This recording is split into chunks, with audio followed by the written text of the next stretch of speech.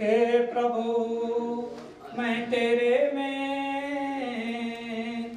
सदा तेरे में ही रहूं, तेरे में ही रहूं। हे परब्रह्म परमेश्वर मैं सदा तेरे में ही रहूं और करता रहूं नित्य मंगल गान, और करता रहूं नित्य मंगल गान। इस दुनिया का क्या करना, इस दुनिया की मुझे क्या पड़ी है, पड़ा रहता है घोड़े का मैदान। हे प्रभु मैं तेरे में रहूं और तेरे में रहकर करता रहूं नित्य मंगल गान। ये दुनिया मेरे किस काम की, पड़ा रहता है घोड़े का मैदान। हे प्रभु परमेश्वर मैं तेरे में ही सदा रहूं और तेरे में ही करता रहूं नित्य मंगल गान।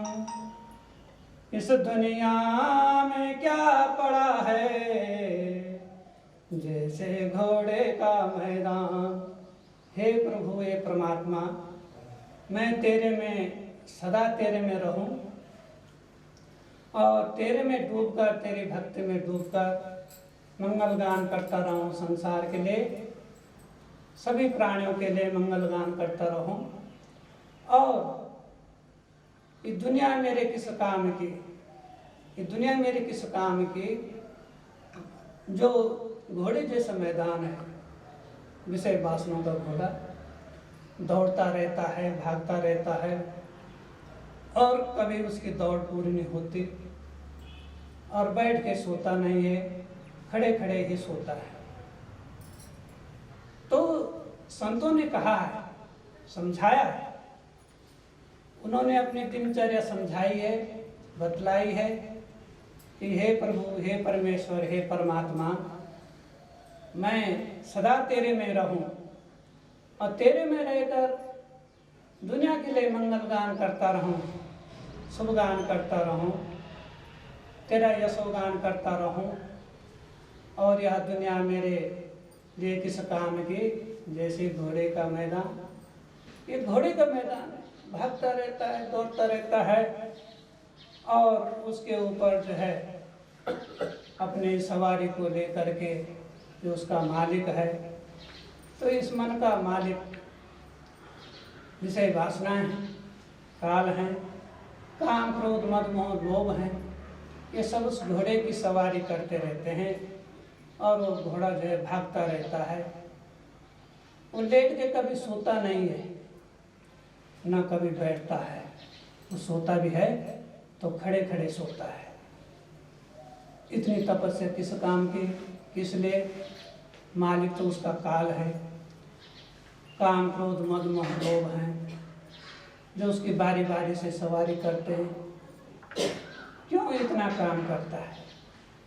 तो उस जीव को कहा गया है, समझाया गया है कि भाई देखो कि परमेश्वर में रह करके, परमेश्वर की भक्ति करके, उसके भक्ति में डूब करके तो नित्य निरंतर मंगल गान करता रहे, अपने लिए भी और दूसरों के लिए भी प्रभु का गुणगान करता रहे। और जिस दुनियादारी के विषय में तू सोचता है वो घोड़े का मैदान है, उसकी दौड़ कभी समाप्त नहीं होगी, दौड़ता रहेगा। और किसके लिए दौड़ेगा? अपने जो है मालिक के लिए दौड़ता रहेगा, जो उसको जो है घास देता है। और मालिक कौन है? वो मालिक जो है काल है, काम है, क्रोध है, मद है, लोभ है, कई उसके मालिक बन जाते हैं, उसकी लगाम पकड़ी हुई है। फिर भी वो निष्ठा से अपना कार्य करता है, खड़े खड़े है, वह अपने जो है भाव में रहता है और समझते रहते हैं, सोचते रहते हैं, विचारते रहते हैं। परमात्मा का जो भी भजन है, जैसा भी है, जिस रूप में है, वह इस रूप में करना चाहिए कि वह संसार से निकल जाए और संसार से निकलने की कोशिश करे। परमात्मा का भजन जिस रूप में भी हो, जैसे भी हो, करना चाहिए। तो इस भाव को समझाया गया है और बतलाया गया है कि भाई तू ऐसे काम क्यों कर रहा है और तेरे क्या काम आएगा। अपने भाव को समझते हुए, अपने भक्ति भाव को समझते हो, रोज तुम्हें जो है इस बात पर सोचना चाहिए। अब जैसे देखो भंवरा है, भंवरा बिल भाग में रहे,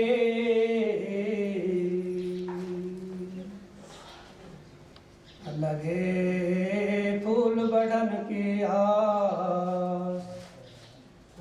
तो जो भंवरा है वह फूलों के बाड़े में जब रहता है, खेत खलिहानों में रहता है, तो वह पुष्प के जो है बिल में रहता है। भंवरा बिल बाग में है, लगाए रहे नित फूलन की आस। नित्य नित्य उसके एक जो नए फूल की आशा रहती है कि मैं आज इस फूल में बैठूं, कल उस फूल में बैठूं, आज इससे शहद लूं, कल उससे शहद लूं, मकरंद लूं। इस प्रकार से प्राणी है, ये प्राणी है कि जो है विभिन्न प्रकार के जो है फूल यहाँ हैं, माया के फूल हैं, माया के फूल हैं, विषय वासना के फूल हैं, राग द्वेष के फूल हैं, विभिन्न प्रकार के जो चित्तवृत्तियों के फूल हैं, मन माया 25 प्रकृति के जो फूल हैं, उनमें जो है वो डोलता रहता है। परंतु जब क्या होता है, जब हंस निकल जाता है, जब हंस निकल गया जो अपने बाड़ की आस। जब हंस निकल जाता है उस बाड़े की आशा तृष्णा छोड़ करके निकल जाता है। तज बाड़े की आस, जो बाड़ा है उसके लिए बाढ़ है।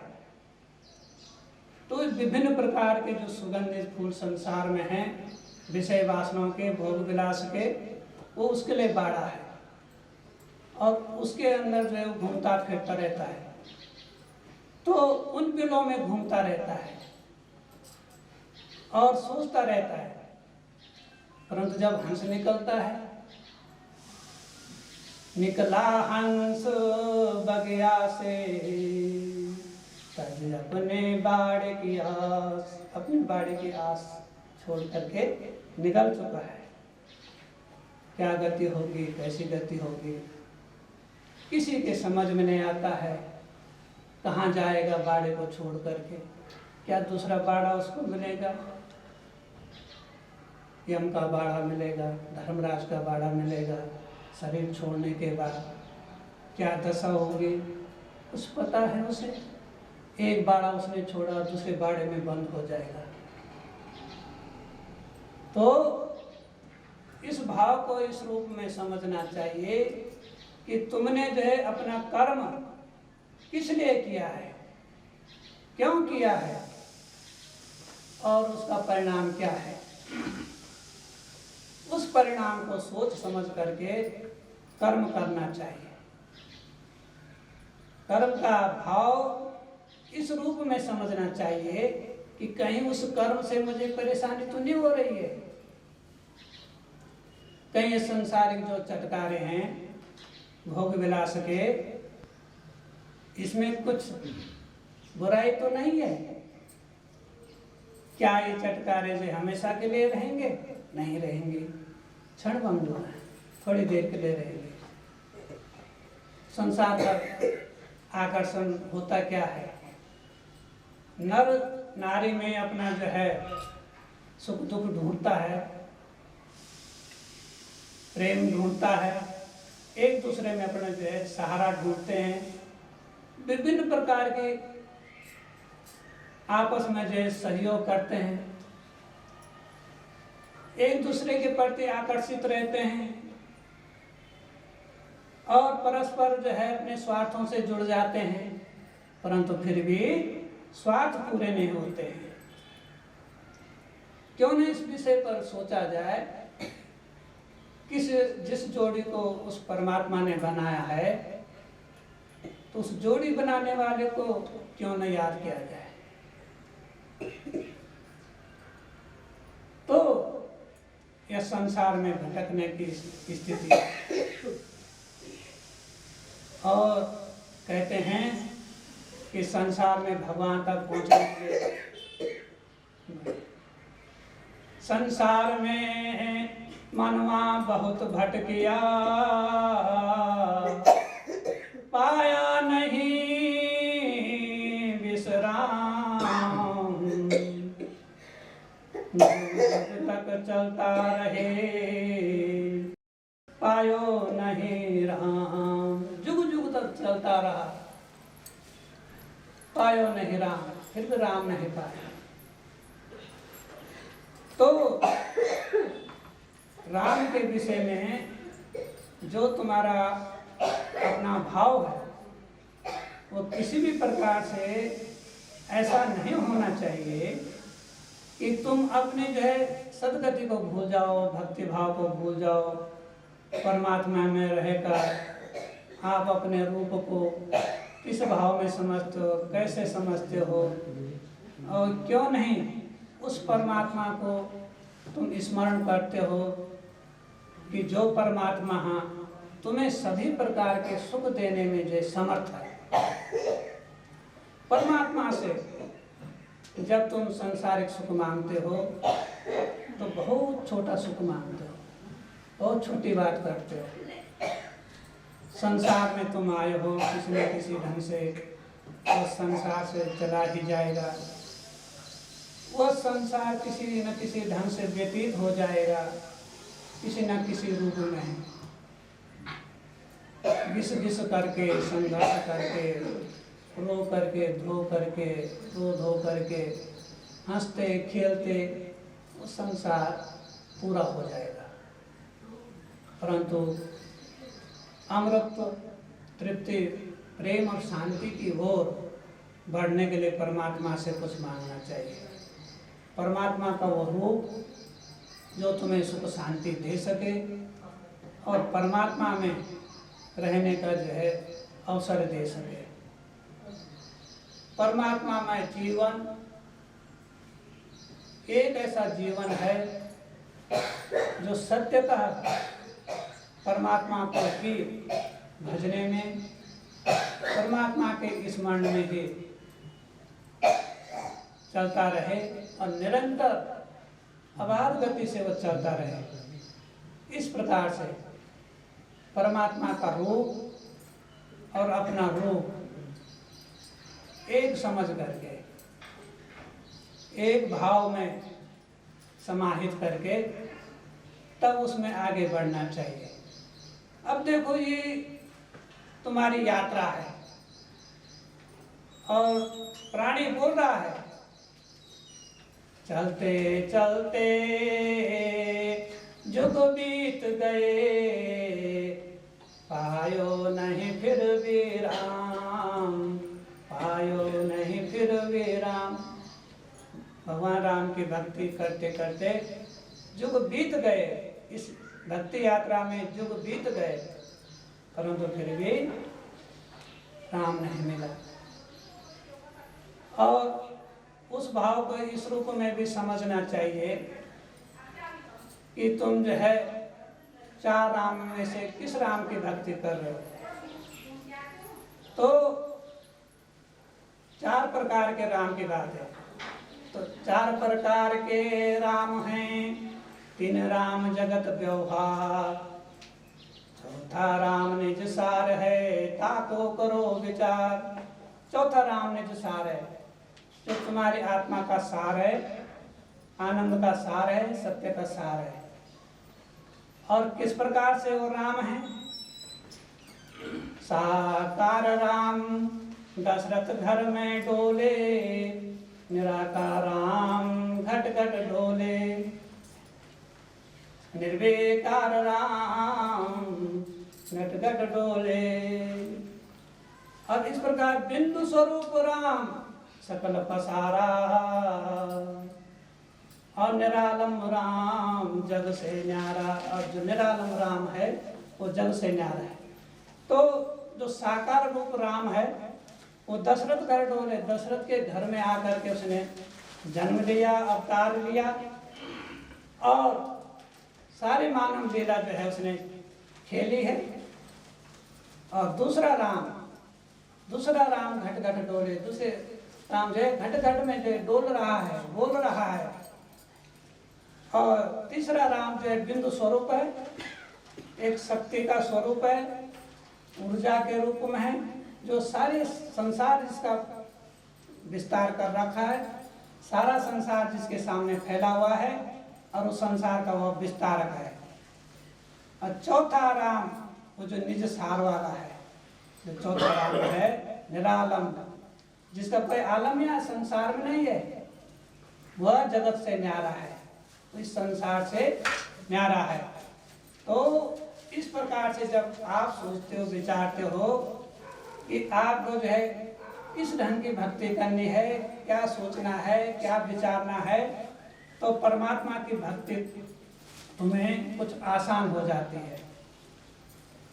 वैसे परमात्मा की भक्ति आसान नहीं है, बहुत कठिन है, परंतु फिर भी मनुष्य योनि में जन्म लिया है, परमात्मा ने सारा तंत्र तुम्हें दिया है और सारी विद्याएं तुमको दी हैं। और परमात्मा कहते हैं और परब्रह्म परमेश्वर राम बोलते हैं, देखो तीन गुण में तेज हमारा, पंचचो ज्योत में चढ़े ज्योत हमारे, पंच तत्व में चढ़े ज्योत हमारे, तीन गुण में विस्तार हमारा, तीन गुण में प्रकाश हमारा। तीन गुण, रजोगुण, सतोगुण, तमोगुण, इसमें जो उसके गुणों का विस्तार है, उसके प्रकाश का विस्तार है। पंचतत्व में जो उसकी आत्मा है, उसका मूल स्वरूप है, तो वो ज्योत जो है उसके ऊपर चढ़ी हुई है।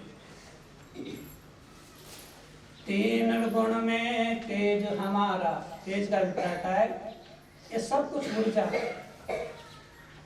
ये सब प्रकार की ऐसी ऊर्जाएं जो गुणमय संसार में चल रहे हैं। तो तीन गुण में तेज हमारा, और पंच तत्व में चढ़े ज्योत हमारे। पंच तत्व के ऊपर हमारी ज्योत है, जिस ज्योत की आप कल्पना करते हैं कि सबके अंदर है, और सब उस ज्योत के रूप में है, जिसको तुमने आत्मा की ज्योति कहा, ब्रह्म ज्योति कहा, तो वो परमात्मा ने ही कहा है। और यदि तुम अपन को ज्योत स्वरूप समझते हो परमात्मा के, तो आपके सारे भाव इस रूप में आ जाते हैं कि परमात्मा का रूप सब कुछ समझ में आता है। तो तीनों गुण का जो विस्तार है उसमें परमात्मा का तेज है, और पांच तत्वों के ऊपर जो है उसकी ज्योत चढ़ी है, उसकी जो अमर ज्योत है, परमात्मा की ज्योत है, वह पंच तत्व के ऊपर है, पंच तत्व की गद्दी के ऊपर है, उसके मंच के ऊपर है। तो गगन समीर अनल जल धरनी, ये पांच तत्व हैं, और इनके ऊपर जो है परमात्मा की जो है ज्योत चढ़ी हुई है, जल रही है। चढ़ी हुई का अभिप्राय उसके ऊपर परमात्मा की ज्योत जल रही है।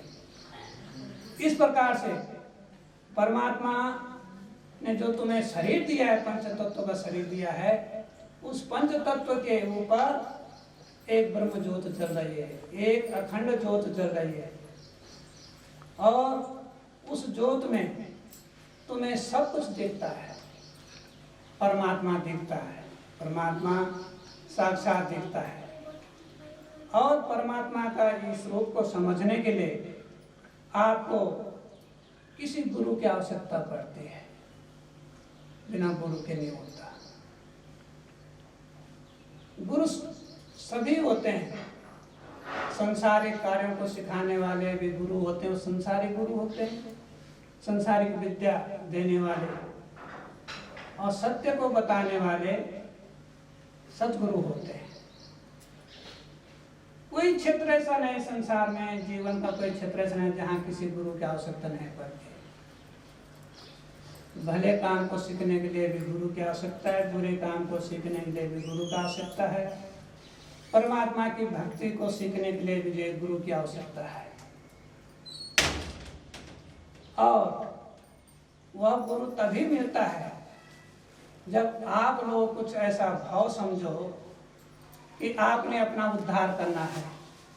परमात्मा के स्वरूप को समझने के लिए आपने जो भी किया, जो भी जैसा सोचा विचारा, उस सब में ऐसा विचार बनाने की आवश्यकता है कि परमात्मा का सत्य स्वरूप तुम्हारे समझ में आ जाए। और परमात्मा का सत्य स्वरूप जब समझ में आ जाता है, तब आप समझते हैं कि परमात्मा के तुम नजदीक हो।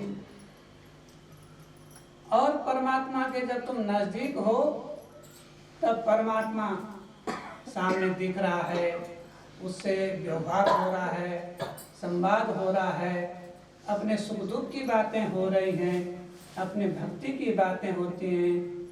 ये सब कुछ परमात्मा से संवाद होता है। उस संवाद में सभी शामिल हैं, पशु पक्षी से लेकर के।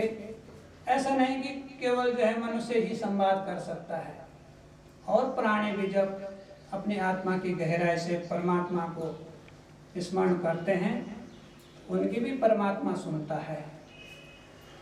परंतु होता क्या है, जब आप 84 लाख योनियों के चक्कर में फंस जाते हैं और इस यात्रा को पूरी करने में आपको बहुत समय लग जाता है, जन्म जन्म की यात्रा है।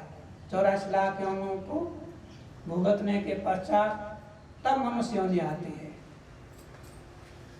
तब वहां तुम माया के जो लाडले पुत्र हो जाते हो।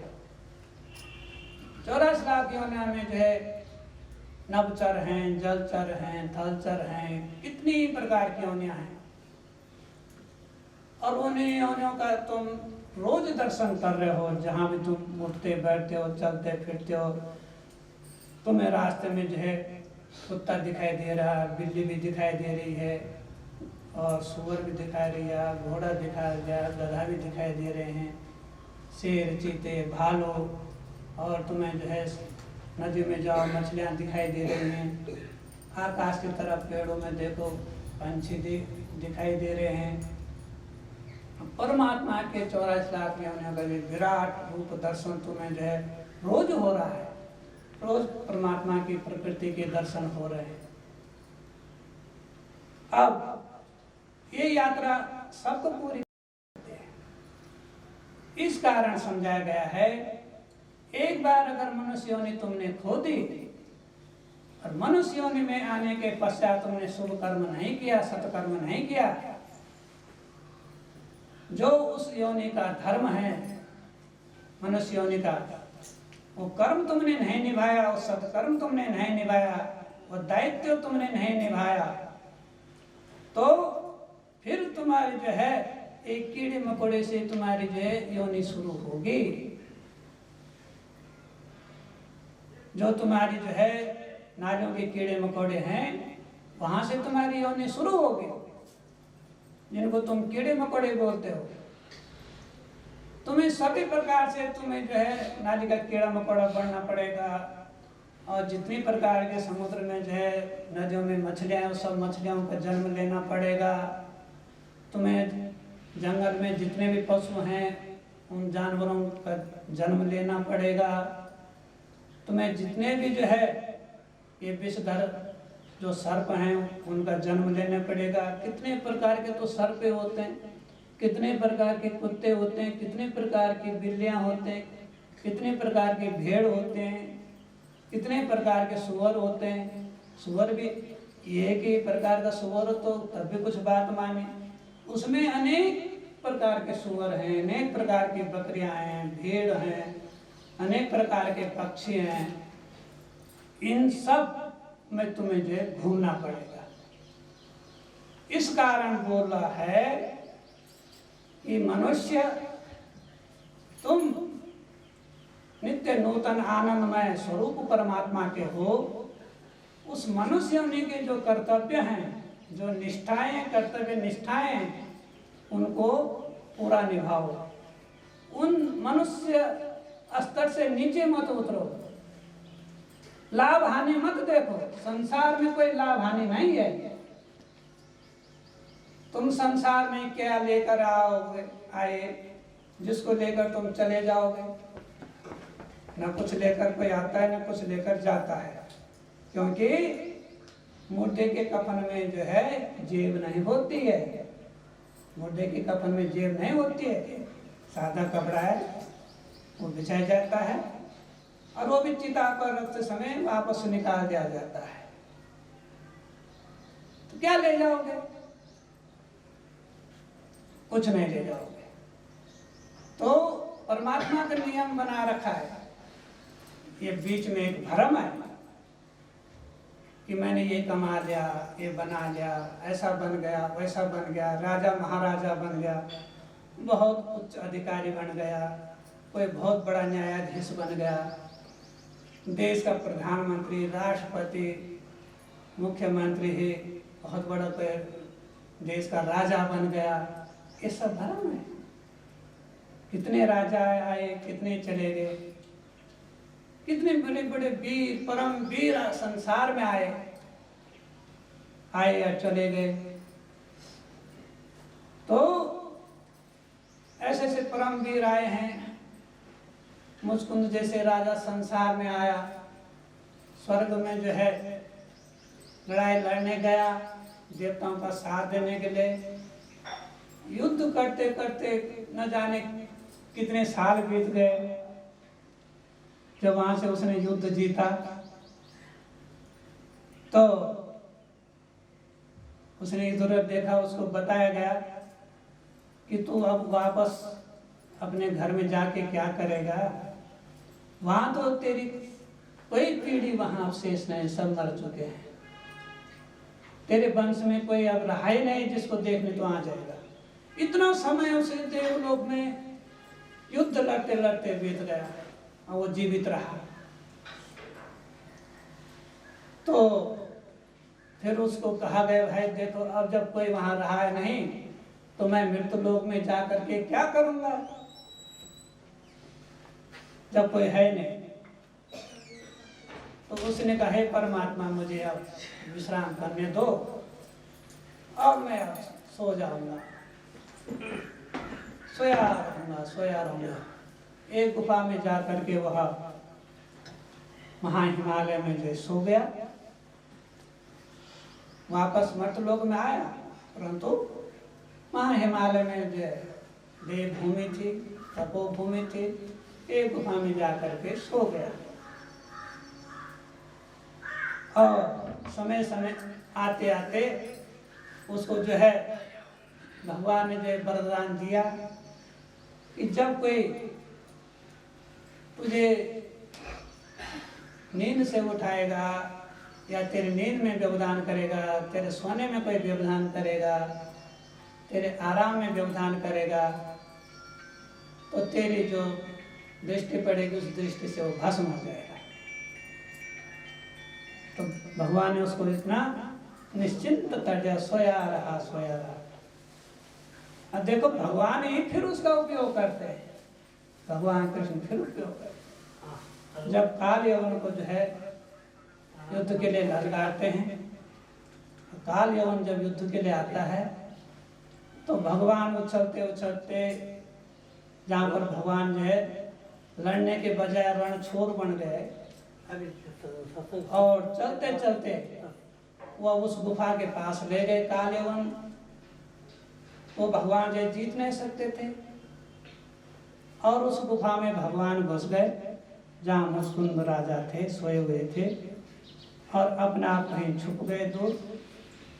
और काल यवन वहाँ जा करके घुसा तो वह जो है वहाँ व्यवधान हो गया, मुस्कुंद के शरीर पर कहीं हाथ लग गया, कुछ हो गया, होता ही है। तो वो जैसे जागा उसकी दृष्टि से अग्नि दृष्टि हुई और काल यवन भस्म हो गया। तो भगवान ने फिर भी उससे अपना काम लिया। भगवान ने पहले वरदान दे दिया कि कहीं न कहीं ये वरदान काम आएगा, और भगवान के ही काम आया। परमात्मा के ऐसे रूप को समझने के लिए आप लोगों को जो है बड़े प्रयत्न पूर्वक आत्म योग युक्ति से और अपने निजी धर्म पर रह करके परमात्मा का भजन इस रूप में करना चाहिए कि कुछ तो तुम्हारे समझ में आए। अब देखो कुछ भक्तों को अपने ऊपर इतना ज्यादा जो है अटल विश्वास है, और ये कहते हैं कि माला नित्य माला जपूं, करमाला मैं ना जपूं। हाथ वाली माला मैं ना जपूं, जो हाथ में जो माला है उसको न चुनो। सांस वाली माला नित्य मैं माला जपूं, करमाला नहीं जपूं। मुख में कभी आवे नहीं राम, मुख में कभी आवे नहीं राम। इस संसारिक मुख में कभी राम नहीं आया, कभी राम नाम नहीं बोला। इस संसारिक मुख से, जिस मुँह से दुनिया भर के भक्षण करते हैं, खाते हैं, दुनिया भर के जो संसार के व्यंजनों को खाते हैं, और अपने जो है पेट में जो है बदबू पैदा करते हैं, उस मुख से नहीं, उस मुख की बात नहीं कह गए। और ये कह गए कि हमारा राम तो हमको ही भजे, हमारा राम तो हमको भजे। राम को भज करके पावे राम में ही विश्राम, राम को भज करके पावे राम में ही विश्राम। तो हमारा राम तो को हमको ही भजे, किसको भजे? उस सत्य स्वरूप को भजे।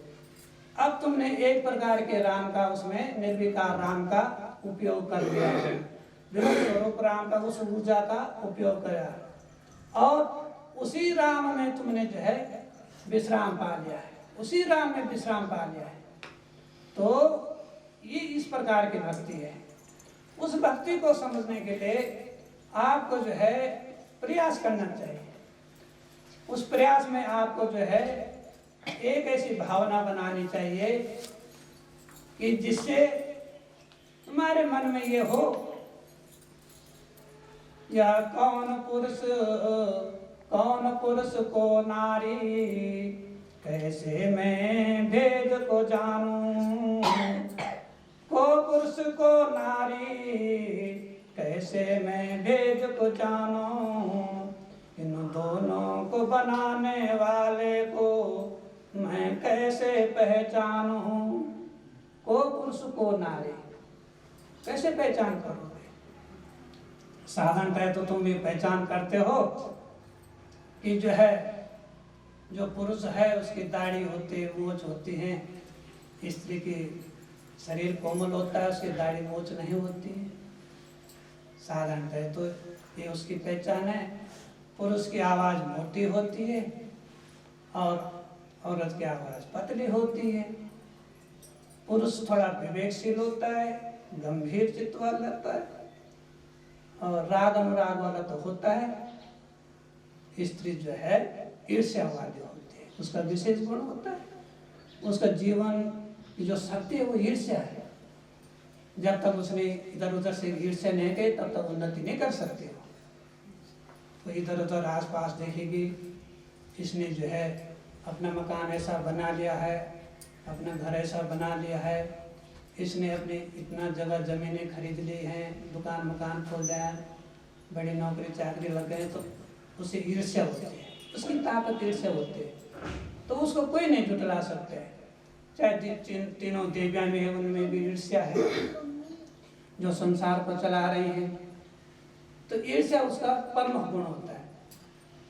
तो भक्त का कहना यह है कि संसार में हे भगवान, को पुरुष को नारी, और इन दोनों को बनाने वाले को मैं कैसे पहचानूं? इन दोनों को बनाने वाले को मैं कैसे पहचानूं? इस सवाल परमात्मा से हो रहा है। परमात्मा के भाव में रहने वाला व्यक्ति समझ लेता है, वह उस विषधर नारी को भी जो है, जब परमात्मा का भजन करता है तो उसको भी जो पानी जैसा पिघला देता है। उसमें ऐसी शक्ति होती है। और माया का रूप तो इतना विस्तृत है, इतना विस्तार उसका है, कहीं कोई जगह माया नहीं है। तो माया के अनंत रूप हैं। अब देखो, जब परमात्मा को इस रूप में समझने के लिए ऐसी शक्ति भक्ति की जब आवश्यकता पड़ती है, तो सबसे पहले उसे व्यवहार करना पड़ता है कि पुरुष के साथ कैसा व्यवहार करना है, नारी में नारी के साथ कैसा व्यवहार करना है, और पुरुष नारी में आपस में क्या व्यवहार करना है। तो वो गुणदाता परमेश्वर जिसने दोनों को बनाया होगा, दोनों को अलग अलग गुण दिए होंगे, तो उसकी भक्ति करने के लिए क्या करना चाहिए? किसके पास जाना चाहिए? कौन बताएगा ये भेद? कौन पुरुष को नारी, कौन पुरुष को नारी, कौन भेद बतावे। पर ब्रह्म परमेश्वर में डूबे संत ने, दोनों के एक रूप बताए। पर डूबे हुए संत ने दोनों का एक रूप बताया। तो जब पार ब्रह्म परमेश्वर में डूबे हुए संत, उसकी भक्ति में डूबे हुए संत के पास में जाता है, वो तो कहते हैं कि वो दो नहीं एक ही हैं, आत्मा का रूप है। वो कहते हैं दो नहीं है, एक आत्मा का रूप है। और उसमें तुम्हें निश्चय करना चाहिए कि तुम्हारा परमात्मा जो है एक आत्मा के रूप में तुम्हारे अंदर है। अब देखो, राम की भक्ति कहो, क्योंकि सबसे पुरातन जो है राम की भक्ति है। माँ जगदम्बा ने सर्वप्रथम ये भेद या नाम अपने तीनों बच्चों को, ब्रह्मा विष्णु महेश को राम नाम की भक्ति दी और इशारा किया कि तुम कुछ नहीं बोल सकते हो, तुम्हारे अंदर एक ऊर्जा है, शक्ति है, वह ग्रह के रूप में जो है प्रकाशित हो रही है। और तुम्हारा जो अंग दिया गया है, जो तुम्हारा अपना अस्तित्व है, माँ है, तो वो तुम्हारा अंग को प्रदान करेगा। इस प्रकार से जो है जब तुम उस प्रकाश पुंज परमात्मा के सामने खड़े होगे और एक प्रकार के तुम जब अक्षर भाव में आओगे जो कभी नष्ट नहीं होता है, अक्षर ब्रह्म जो नष्ट नहीं होता है, उसकी तन मात्रा सहित अपने अंग अंग से उसको समाहित करना, आत्मसात करना और तुम्हारे अंग अंग में बसने वाले, रोम रोम में बसने वाले और रग रग में बरसने वाले, और बरसने का मतलब यह है गुणों का विस्तार, और बसने का मतलब अस्थायित्व। तब एक राम नाम की जो है व्याख्या होती है, एक परिभाषा उसकी बनती है। तो तब यह भी समझाया गया, ये भी समझाया गया कि राम नाम, राम जो है, राम नाम जो है सर्व सकल विराजे, सकल हंस में राम विराजे। ये सकल हंस जो जिसमें पूरा संसार समाहित है, ये सकल हंस है। ये पूरा ब्रह्मांड एक हंस के रूप में सकल हंस में राम विराजे। घट घट जो है ज्योति बसे, घट घट में ज्योति का वासा, ये सतगुरु समझा रहे हैं कि घट घट में ज्योत का भाषा, आशा कृष्णा का मरम कोई ना जाने। एक परब्रह्म परमेश्वर रूप में समाये, एक परब्रह्म परमेश्वर के रूप में समाये। तो घट घट में जो उसकी ज्योत का वासा है, और उसी राम जो सकल अंश में राम विराजे। राम के बिना कोई दूजा नहीं, नाम नहीं, राम के बिना कोई दूजा नाम नहीं, ये भी समझाया गया। राम के बिना कोई दूजा नाम नहीं, राम के अलावा कोई दूसरा नाम नहीं, क्योंकि वही राम एक जो है परिपूर्ण नाम है और उसके नाम के बिना कोई दूसरा नाम नहीं। सकल हंस में राम विराजे, राम बिना दूसरा कोई नाम नहीं। और इस प्रकार से तीनों गुणों में तेज हमारा, पंच तत्व के ऊपर ज्योत चढ़े। बहुत गहराई है, समझो इसको। पूरे संसार का वर्णन हो रहा है, ब्रह्मांड का वर्णन हो रहा है। वो कह रहे हैं तीन गुण में, सतो गुण, रजोगुण, तमोगुण,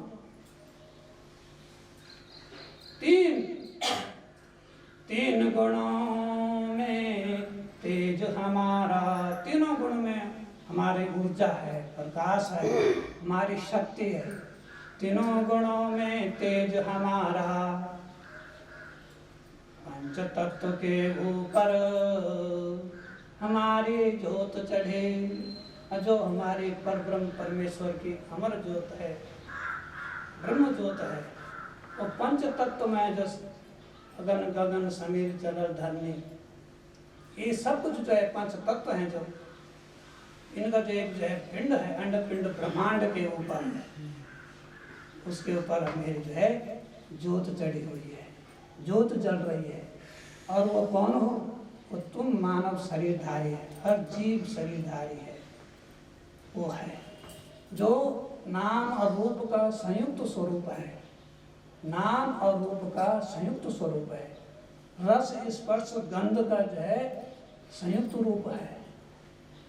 तुम रस कहाँ से आता है, गंध कहाँ से आते है, स्पर्श भाव कहाँ से आया, तभी तो तुम समझते हो। जब ऋषि मुनियों का दिव्य प्रसारण किसी ऋषि की जो है दुबली पतली काया कुटिया से उनके वाणी बैखरे से आ रहा है, तो एक वाणी स्पर्श हो रही है, उसकी एक गंध आ रही है, और उसमें फिर एक रस बन रहा है। रस स्पर्श और गंध, ये तीनों संसार में है, इनके कारण ही तुम आपस में व्यवहार करते हो। और रस तीखा भी हो सकता है, मीठा मधुर भी हो सकता है, कसेला भी हो सकता है, नमकीन भी हो सकता है, गंध दुर्गंध भी हो सकती है, सुगंध भी हो सकती है, और स्पर्श जो है कर्कश भी होता है, तीखा भी हो सकता है, काटने वाला एकदम, जैसे बेर केरी कोसन। तो केले के पेड़ के नजदीक यदि जो है बेल का पेड़ लगाया जाए, बेल का पेड़ लगाया जाए, तो एक दूसरे को जो उसको चीरता रहता है, बेर केले का संग भी हो सकता है। तो कैसा स्पर्श हो रहा है, किस रस की अनुभूति हो गई। अब देखो संसार में तो ऐसे व्यवहार होते हैं, अब इस प्रकार की बातें संसार में होती हैं, तो परमात्मा ने कहा देखो तीनों गुणों में तेज हमारा, पंच तत्व के ऊपर जोत चढ़ी है, हमारी जोत जो है उसमें चढ़ी हुई है, जल रही है, और उस जोत से सारा फैला हो रहा है। 84 उनके प्राणी, अंड पिंड ब्रह्मांड और सतखंड से जो प्रकाश हो रहा है। पंच तत्व के ऊपर चढ़े जोत हमारे, इसी बात को यदि समझ जाओ तो तुम ब्रह्म ज्ञानी हो जाओगे, तुम टट्टी पेशा वाले इंसान नहीं रहोगे। तुम अपने पेट में, अपने शरीर में, अपने पेट में टटिया लेके नहीं घूमोगे, यदि इस बात को समझ लिया।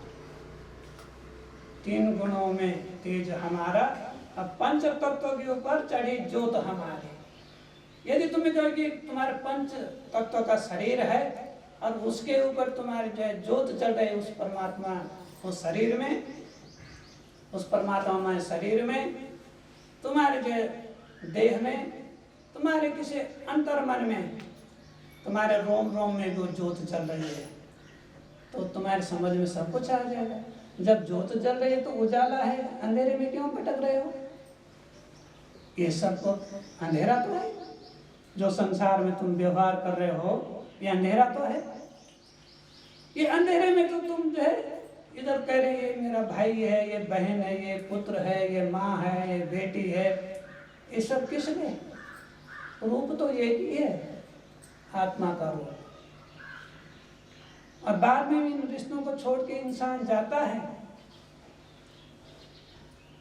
ना, तो उसी रूप में तो समझाया गया है।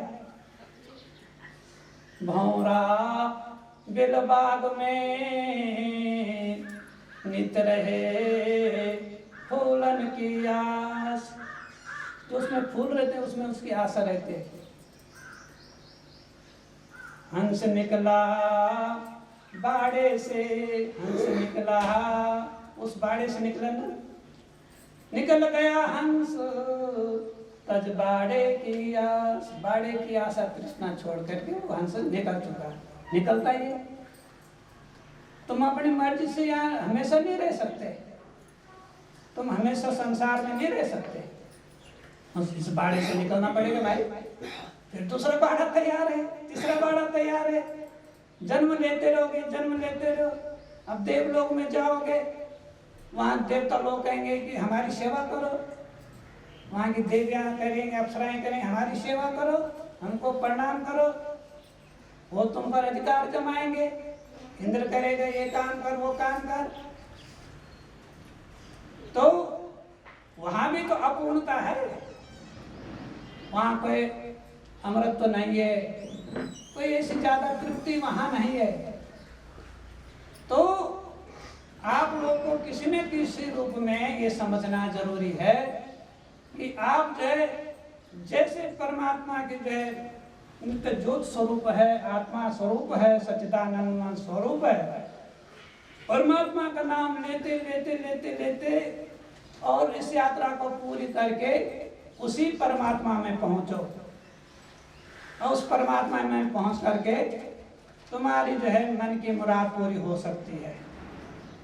यही परमात्मा बोलते हैं, यही परमात्मा समझाते हैं कि भाई ऐसा क्यों कर रहे हो, कुछ सोचो, समझो, विचारो, अपने मन में जो है कोई ऐसे भाव मत लाओ जिसके कारण तुम्हारा जो है बुरा हो संसार में, इस लोक में भी और परलोक में भी।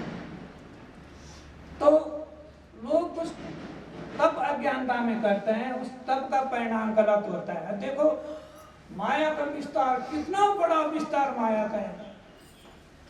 माया को जो है महाठगनी बोला गया है, माया महाठगनी हम जाने। तो वो जो है हाथ में जो है त्रिगुण की फांसी लेकर डोले, बोले मधुर बाणी मधुर बाणी बोले, मधुर मधुर बोलती है। तो महाठगनी है, माया महाठगनी हम जाने, त्रिगुण की फांसी कर में डोले, बोले मधुर बाणी। केशव के घर कमला बन बैठी, शिव के भवन भवानी, शिव के भवन भवानी। शिव जी को भी नहीं छोड़ा, और केशव के घर कमला बन बैठी, कृष्ण के घर में लक्ष्मी बन के बैठी हुई है। तो क्या करोगे, कहाँ छूटोगे, किस ढंग से छूटोगे, कैसे छुटकारा होगा? क्योंकि वो माया परमात्मा की है, परमात्मा का नाम लेकर के छूट सकते हो। अब देखो नारद से वस्त्र उतार दिए, जोगी बना दिया, कामदेव पर विजय करवा दी, और उसके बाद फिर अपने में ग्रसित कर लिया, बंदर का रूप लेकर के माया के स्वयंवर में जा रहा और कह रहा है कि मेरे गले में जयमाला डालो, मेरे गले में जयमाला डालो, मेरे गले में जयमाला डालो। स्वयंवर में जा नारद का बेवकूफ बना दिया। नारद ढिंडोरा पीटता रहा, शंकर भगवान के पास गया, ब्रह्मा जी के पास गया, मैंने कामदेव को जीत लिया, कामदेव को जीत लिया। तो माया ने क्या चक्कर कर दिया, ये माया जब उसी को नहीं छोड़ा तो औरों को क्या छोड़ेगी? इस प्रकार से है, आप जब सोचे समझे और जब किसी निष्कर्ष पर पहुंचते हो तब तुम्हारे समझ में आएगा कि ये माया क्या है। देखो माया कहाँ कहाँ लपेटती है। राजा दशरथ के वंश में एक राजा हुए नहुस। राजा दशरथ के वंश में उनके पूर्वज जो है एक राजा नहुस हुए। उसने ऐसा तप किया, यज्ञ किया कि उसको जो है उसके तप से ऐसी उसे प्राप्ति हुई कि स्वर्ग में उसके लिए जो है आदेश हुआ कि तू 12 वर्ष तक जो है जो इंद्र की इंद्राणी है उसका जो है उसके साथ रह सकता है, उसके साथ रह सकता है, उसके साथ भोग विलास कर सकता है। बताओ, माया के चक्कर में फंस गया, तप गया। जबकि तप गया तो कैसा था? सकाम तप था, संसारिक तप था, स्वर्ग वाला तप था। तो उसको आदेश हुआ कि भाई तूने इतना तप कर लिया है कि तू 12 वर्ष तक जो इंद्र जो राजा है, स्वर्ग का राजा इंद्र है, उसकी जो रानी है, उसकी इंद्राणी है, उसके साथ 12 वर्ष तक भोग विलास कर सकता है, उसके साथ रह सकता है, उठ सकता है, बैठ सकता है, सो सकता है, हर प्रकार से उसका उपभोग कर सकता है, उसके साथ भोग विलास कर सकता है। बताओ, सुनने में अजीब लगता है, पर तब क्या उसने उसके लिए। तो जब वो इंद्राणी के पास गया कि भाई मैंने इतना तप कर लिया है, अब 12 वर्ष तक जो है मैं तेरे साथ रहूंगा, तो इंद्राणी ने कहा, सची ने कहा, इंद्र की पत्नी का, देखो भाई मेरे साथ ऐसे नहीं आना कि सीधे चला आया तो यहाँ मेरे महल में, ऐसे नहीं आते यहाँ। मेरी एक शर्त है, फेर दिया माया ने। सप्त ऋषियों के डोली में बैठ करके, सप्त ऋषि एक डोली तैयार करो, सुंदर बढ़िया डोली तैयार करो, मखमली, उस डोली में बैठ कर आओ, और सप्त ऋषि तुझे छोड़ने के लिए यहाँ मेरे महल में आएंगे। माया ने फेर दिया, राजा को दुर्बुद्धि बैठी। सप्त ऋषियों को कहा, भाई वो इंद्राणी जो है ऐसी बोल रही है, अब तुमको मेरी जो है पालकी उठानी पड़ेगी, डोली उठानी पड़ेगी, तैयार मैं करवा लूंगा और उसके महल तक जो है ले जाना पड़ेगा। उसने ये शर्त लगाया कि डोली बैठ के ऐसे नहीं आते यहाँ, सज धज करके आ। तो माया ने वहां अपना काम कर दिया। अब किसी न किसी ढंग से सप्त ऋषियों को जो है मनाया राजा नहुष ने कि भाई मेरी डोली उठाओ, अपने पुण्य का मैंने उपभोग करना है, स्वर्ग में जो है इंद्राणी के साथ रहना है, मैंने तो ये तप से प्राप्त किया है। तो चले सप्त ऋषियों ने डोली उठाए बारी बारी से, ऐसे 4 ही लगते हैं डोली में, तो बारी बारी से लगते गए। तो सप्त ऋषि जो है, तो उसने कहा, राजा ने कहा, भाई देखो तुम तो बहुत धीरे धीरे चल रहे हो। तो सप्त ऋषि ने कहा, भाई हम तो वृद्ध लोग हैं, वृद्ध ऋषि मुनि लोग हैं, अब जल्दी हम चल नहीं सकते। तो हुआ क्या, शब्दों की महिमा देखो माया ने क्या रचा। तो 2 प्रकार के जो है शब्द होते हैं सर्प, एक तो र वाला सर्प होता है, उसका मतलब जो है सांप होता है, और एक सर्प है सर्प होता है, उसका मतलब शीघ्र शीघ्र होता है। सर्प सर्प वो ताले में सा होती है, तो उसका मतलब जो है होता है कि जल्दी जल्दी चलो। अब ऋषियों के तो वचन में ताकत थी, ऋषियों ने जो है वो सर्प न बोले, सर्प न बोल करके र वाला सर्प का उच्चारण करते, थके बांधे बेचारा अपने जो तालों में मोट में जो जीव जल्दी से नहीं गई, उच्चारण गलत हो गया, और ऋषियों ने जो बोल दिया र वाला सर्प के साथ उच्चारण किया, सर्प, और राजा का बन गया भयंकर राजा, सर्प बन गया। तब तक माया कहाँ ले जाती है, किस ढंग से ले जाती है ना। तो सोच समझ के काम करो। जैसे तुम लोग भी बहुत सारा काम संसार में करते हो, तो सोचते हो कि हमने बहुत बुद्धि भिड़ाई है, ऐसा करेंगे वैसा करेंगे, इस ढंग से जो है बच्चों को पढ़ाएंगे लिखाएंगे, बड़ा महान बनाएंगे, बड़ा अधिकारी बनाएंगे, उच्च कोटि की शिक्षा देंगे, और परंतु वो बुद्धिमानी गले लग जाते हैं। वो जब बहुत बड़ा बनता है तो बात भी नहीं करता है, उसकी ब्याह शादी करते हैं तो तब तो जो है वो उसी का हो जाता है। तब क्या करता है, घर की त्रिया से राज राज बोले, माता पिता से अकड़ अकड़ कर बोले। बताओ, घर की त्रिया से राज राज बोले, उसके साथ खूब मीठी मीठी बातें करेगा। और जिस माता पिता ने मीठा मीठा उसको खिलाया, पाला पोसा, उसके साथ नहीं करेगा, बुद्धि गई। उससे बेटा थोड़ा सा पढ़ा लिखा रहता, छोटी सी नौकरी चाकरी होती तो अपने माँ बाप को समझता, अपने औकात में रहता, तो वो बुद्धि काम नहीं आई। वो बुद्धि उस दिन थी कि बड़ा बनाऊंगा तो हमें भी बड़ा सुख देगा, परंतु जैसे उसको किसी उसके सुपुर्द करते हैं बंदरिया के, उस माया के सुपुर्द करते हैं, तो वहाँ उसका जो विचार भाव बदल जाते हैं। तो जब विचार भाव बदल जाते हैं तो सारी बुद्धि को धिक्कार, अरे क्या क्या रोना धोना घर में शुरू हो जाता है दोनों जनों का, दोनों माता पिता का। तो घर की त्रिया से राजी राजी बोले, माता पिता से अकड़ अकड़ कर बोले, उनसे अकड़ अकड़ के बोलता है, डांट डपट करके। तो ये है माया, ये सब कुछ माया का ही व्यवहार है, ये सब कुछ माया ही है। अब जो है जैसे किसी की वृद्ध अवस्था होती है और 4 वर्णाश्रम है, तो पहले ब्रह्मचर्य है जिसमें शिक्षा दीक्षा लेते हैं, विद्यार्थी रहता है, फिर गृहस्थ आश्रम शुरू होता है, फिर वानप्रस्थ, फिर संन्यास।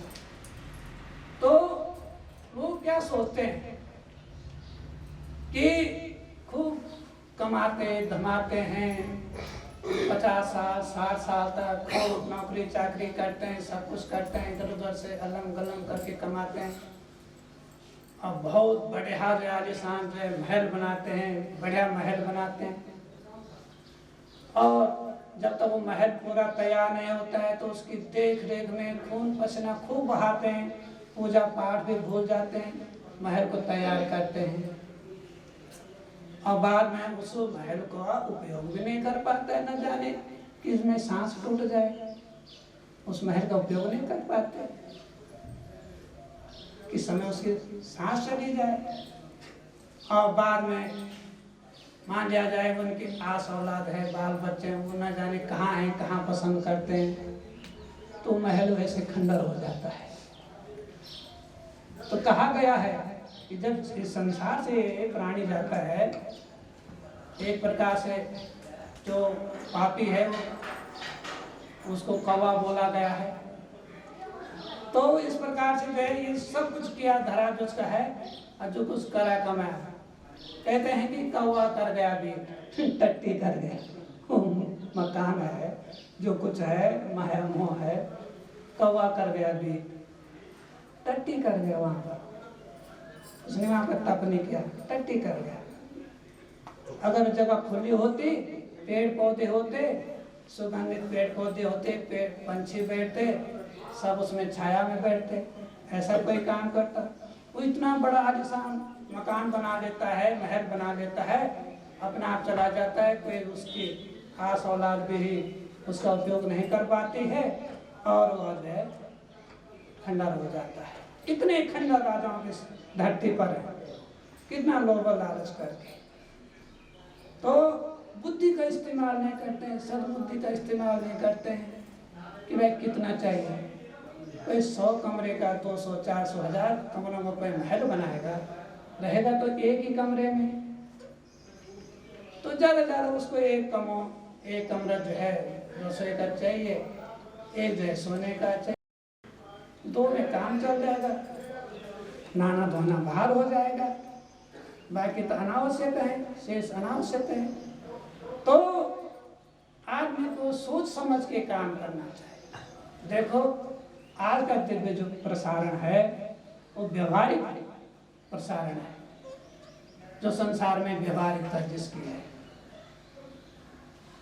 कोई लोग ये सोचते हैं कि ऋषि मुनियों से, साधु संतों से घृणा करते हैं, मनहूस बात बोलता है, कहता है बेटी भी नहीं है, बेटा भी नहीं है, माता नहीं है, पिता नहीं, कोई कुछ नहीं है, पुरुष भी नहीं है, नारी भी नहीं है, स्त्री पुरुष कुछ नहीं, सब एक आत्मा है, भिक्षा मांगता रहता है, बेकार की मनहूस बात करता है। अरे सब कुछ तो दिखाई दे रहा है, बेटा बेटी सब कुछ तो दिखाई दे रहा है, तो ऐसी बात क्यों करता है? परंतु जब उस संसार का फैलाव सिकुड़ता है, बेटा साथ छोड़ देता, बेटी साथ छोड़ देता, और जो शरीर से जो खुद रहा वो शरीर साथ छोड़ देता, तब वो कहता है मैं भी कुछ नहीं, मेरा शरीर भी कुछ नहीं। जो शरीर में वो उतनी खुराक डालता है तो उसमें जो है उसके शरीर की पोताई लिपाई पोताई, जैसे कोई मिट्टी का बर्तन है, उसको जो है उसकी लिपाई मिट्टी की जो है मिट्टी से लिपाई, शरीर मिट्टी है तो सब मिट्टी के बने। तो बामण बनिया सब मिट्टी से बने हैं, जाएंगे सब बारी बारी। बामण बनिया सब एक मिट्टी से बने हैं, जाएंगे बारी बारी। तो जन्म मरण कर्म शरीरा, ये तो है सब पंच तत्व शरीरा। ये सब जीवन मरण ये शरीर के धर्म है। जीवन मरण शरीर के धर्म है, ये शरीर के धर्म है। तब अपना आप ही कहेगा हाँ भाई ऋषि मुनि साधु संत ठीक बोल रहा था। तो शरीर भी जो है ठप हो जाएगा। अब बहुत से तो बिस्तर में जो है लेटे रहते हैं, बरसों बरसों तक बेहोशी में चले जाते हैं, टट्टी पेशाब नहीं कर पाते हैं, क्या दुर्गति होती है। तब बेटा बेटी भी रोज कामना करते हैं, तब भी मौत नहीं आती है कि जल्दी जो है मुक्ति हो जाए, जल्दी मुक्ति हो जाए, पर नहीं होती है क्योंकि मुक्ति की कमाई नहीं कर रखी है, परमात्मा का भजन नहीं कर रखा है। तो इस प्रकार से जब आप भजन नहीं करोगे परमात्मा का और परमात्मा को कुछ समझोगे नहीं, अपनी ही बुद्धि से तुम सब संसार को समेटे रहोगे तो तुम्हें सुख नहीं मिल सकता है। तो इतने बड़े बड़े जो उदाहरण हैं और परमात्मा ने जो नियम बनाए हैं उसने अपने लिए भी बनाए हैं, तुम्हारे लिए भी बनाए हैं। और कभी कभी परमात्मा भी आश्चर्य में पड़ जाता है क्योंकि जिस समय जो है भगवान राम जो है मृग को मारने के लिए जब वो पंचवटी में जाते हैं, अपने वनवास में जाते हैं, और जब जो है स्वर्ण मृग को मारने के लिए धनुष बाण उठा के उसके पीछे जाते हैं सीता की जिद पर कि इस जो है मृग को ये बहुत सुंदर है, स्वर्ण मृग है। स्वर्ण का मृग होता नहीं, माया ने मति हरण कर दिया है, जबकि अपने आप स्वयं जगत जननी है, माया प्रबल हो गई है। सोने का कोई मृग नहीं होता, स्वर्ण मृग कोई होता ही नहीं है। तो सोने की तो मृग की मूर्ति हो सकती है पर स्वर्ण मृग कोई नहीं होता। परंतु वो कह रही है स्वर्ण मृग है, माया ने मति का हरण कर लिया है और जिद पकड़ ली है कि इसकी मृग छालक है, बहुत अच्छी लगेगी, तुम्हारे संध्या पाठ करने के काम आएगी, पूजा पाठ करने के काम आएगी। भगवान राम को जिद में अड़ गई। त्रियाहट बाघ हट योग हट ये तो होती है, 3 हट होती है। तो वो किसी ढंग से जो है लक्ष्मण को जो है एक प्रकार से दायित्व सौंपा, लक्ष्मण तुम जो है यहाँ जानकी के साथ रहो, यहाँ जो है भयावह जंगल है, राक्षस हैं, कुछ भी घटना हो सकती है और तुम इसकी रक्षा करना, मैं इस मृग को मार के अभी आता हूँ। तो मारिच था, छल कपट का मृग था, तो बुद्धि जो है भ्रमित हो गई, उसको मारने जाते हैं। अब देखो दुविधा में पड़ जाते हैं जब अपने संसार में माया से घिर जाते हैं। और भगवान राम ने वैसे कोशिश बहुत की समझाने के लिए कि कोई कपटी मृग हो सकता है, वो कुछ बोल रहे हैं क्योंकि वो ब्रह्मा है, पर सीता नहीं मान रही है, उस पर माया का असर हो गया। लक्ष्मण भी थोड़ा थोड़ा समझ रहा है। तो जैसे भगवान राम ने पीठ पलटी, मेरे को जो है मारने गया, दूर जा करके काफ़ी दूर जा करके मेरे को मारा घनघोर जंगल में। उसने कपड़ा पूर्ण आवाज़ निकाली, उसने हाय लक्ष्मण कहा मारीच ने मरते समय। तो सीता ने सोचा कि जो है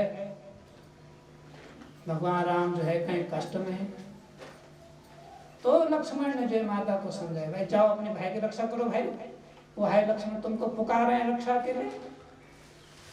लक्ष्मण ने कहा माता घबराइए नहीं, क्योंकि वो पूर्ण ब्रह्म है, उन पर कोई संकट नहीं आ सकता, आप निश्चिंत रहो। नहीं, माया ने एक कमजोर स्त्री को पकड़ लिया और उससे जिद करवा दी, तो लक्ष्मण पर जो है उसने दबाव डाला, दबाव बनाया कि तू ऐसा चाहता है वैसा चाहता है, कुछ मनसा पाप की बातें भी बोल दी।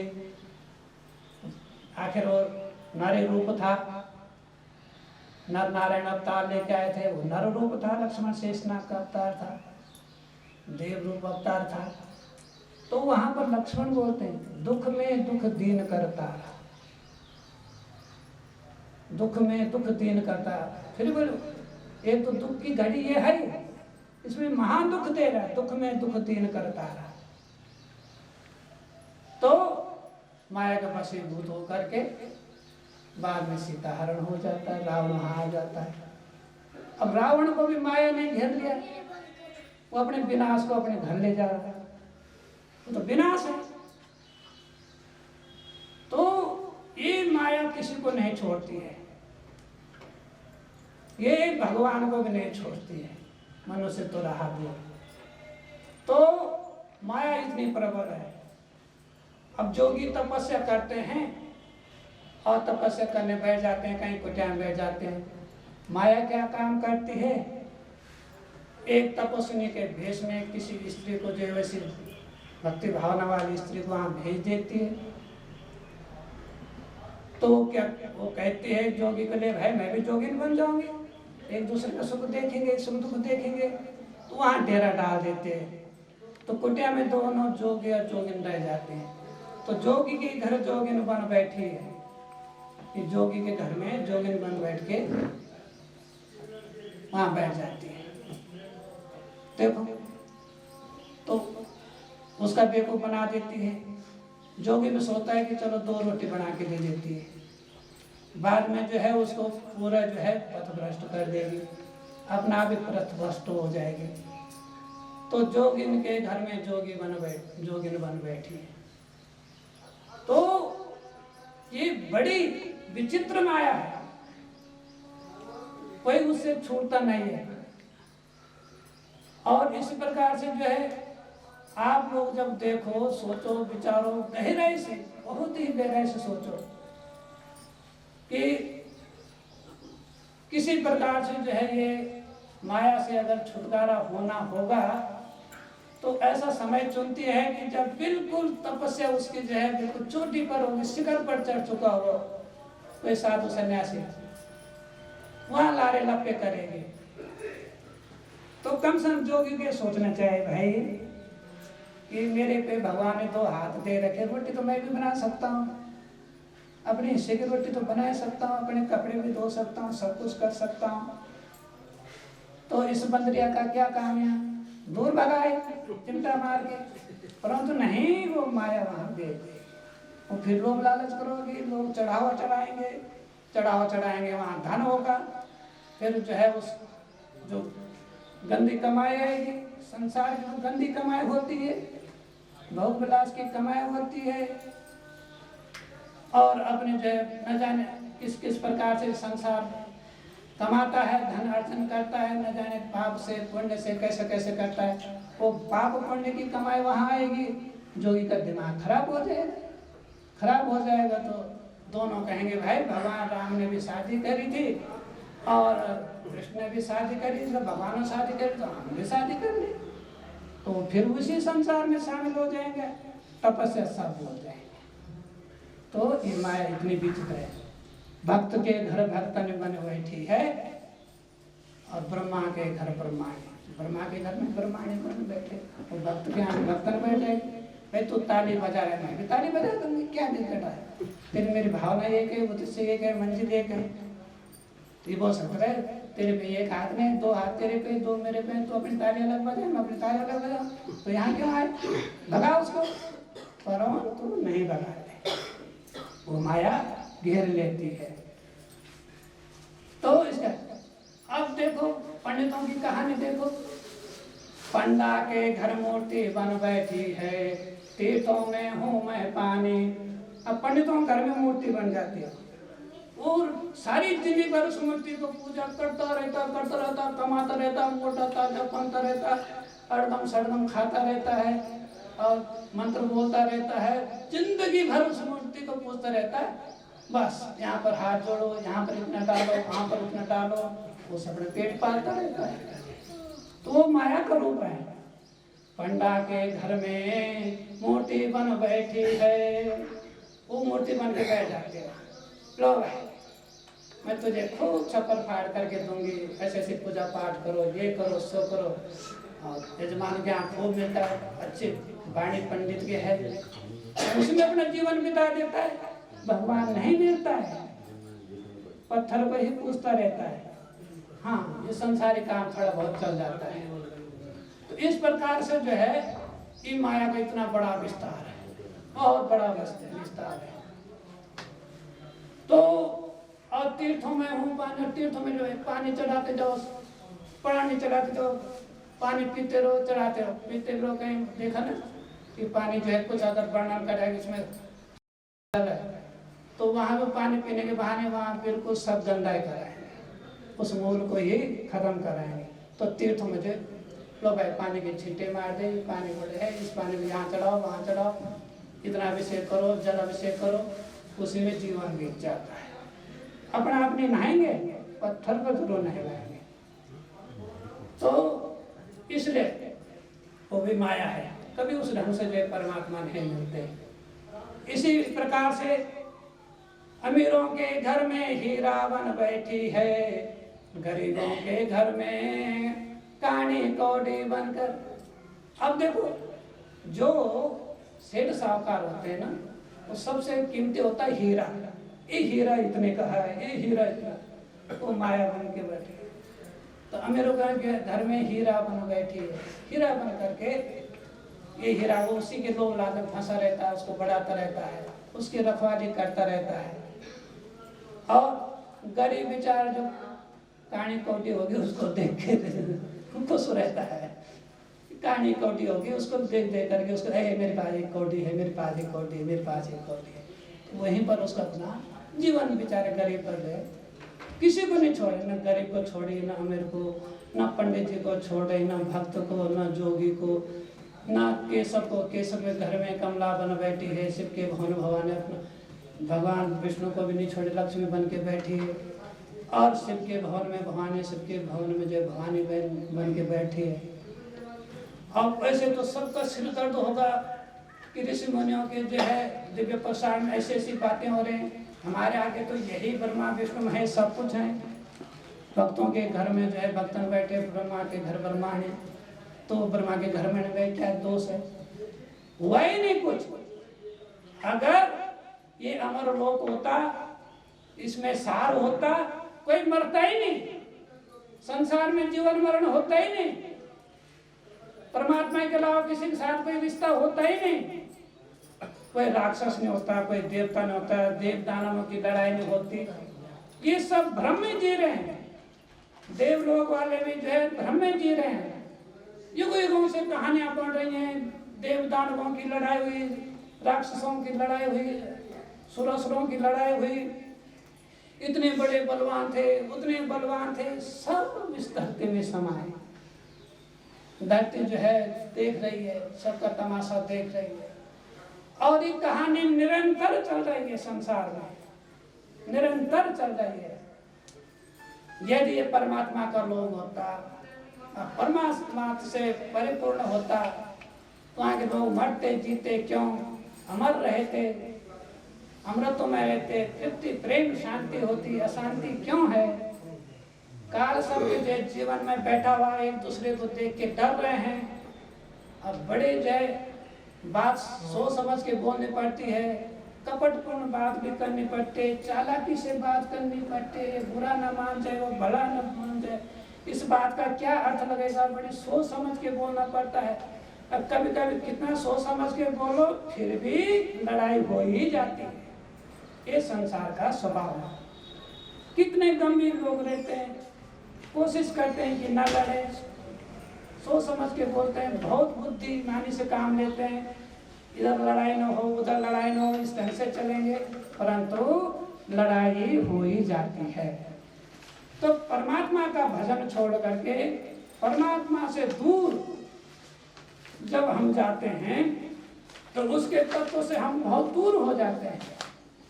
जब उसके तत्व से हम दूर हो जाते हैं तब हमें जो है संसारिक विकार आ जाते हैं। उन विकारों का नाश करने के लिए हमको एक परमात्मा की भक्ति लेने के लिए एक गुरु की आवश्यकता पड़ती है, जो हमको उजाले के वो ले जाए, अंधकार से उजाले को वो ले जाए, जो हमको असत्य से सत्य के वो ले जाए। गुरु का अर्थ यही होता है कि जो अंधकार से उजाले को वो ले जाए, असत्य से सत्य की ओर ले जाए। गुरु की आवश्यकता पड़ती है। तो तब उस संसार की जो है ऐसी वाणी भाषा बनती है, उस प्राणी की ऐसी वाणी भाषा बनती है कि उसकी समझ में कुछ कुछ आता है। कितना भी खून पसीना तुम संसार में बहाओ, कितना भी अच्छा काम तुम करो, मुक्ति नहीं मिलती है, अपने जाल में फंस जाते हैं। अब देखो, इस संसार में जब भगवान आते हैं तो भगवान भी उस संसार में फंस जाते हैं। उनके साथ में वही होता है जो औरों के साथ हो रहा है। भगवान राम संसार में आए, उनकी जो है स्त्री का हरण कर लिया। बताओ, उनके साथ भी वही हुआ जो कहानी वो स्वयं लोगों से सुन रहे थे कि भाई यहाँ ऐसा ऐसा हो रहा, तो वही सब कुछ भगवान के साथ घटित हो जाता है। और फिर भालू बंदरों को लेकर के, सेना लेकर के रावण पर चढ़ाई करते हैं। रावण भी आसानी से जो सीता जी को लौटाने के लिए तैयार नहीं होता है। कितने ही प्राणियों का नाश होता है, लड़ाई में चोट फटाम लगते हैं, बड़ी भयंकर लड़ाई होती है। भगवान तो दूसरों को संकट हरण करने आया, अपने आप ही संकट में फंस गए। दूसरों की स्त्रियों की जान बचाने और उनको जो है चोर डाकों से, अपहरणकर्ताओं से बचाने के लिए आया था, सबसे पहले अपनी ही औरत में उठ गई, उसी का ही हरण हो गया। तो भगवान राम की जगह तुम सोचो, यदि तुम उस जगह पर हो तो तुम तो कहोगे कैसा बजट पड़ा, मैं तो औरों की मदद के लाया था, यहाँ तो मुझे ही मदद की जरूरत है। तब सारे लंगूर बंदर इकट्ठे करे, भालू बंदर इकट्ठे करे, सेना बनाई, तब जा करके जो है वहाँ गए। तब बड़ी मुश्किल से लड़ाई लड़ करके वापस लाए। फिर भी काल जो है भगवान के मन में बैठ गया, उसकी अग्नि परीक्षा ले ली। अग्नि परीक्षा से जो प्रकट होकर के सीता जी सबको सर जो अपने जो पूरा अग्नि परीक्षा दे के घर में आई। फिर संसार की जगह आग लगी कि उन्होंने कहा जी हमने नहीं देखी उसकी परीक्षा। एक साधारण जो है शूद्र ने बोल दिया, धोबी ने बोल दिया, हमने नहीं देखी वो परीक्षा। उनको सीता को अपने बगल में बिठा रखा उसका, वो तो रावण के घर होके आई है, तो वहाँ भी संसार को आग लगी। फिर सीता जी को वन में त्यागना पड़ा, लक्ष्मण जी को त्याग गए।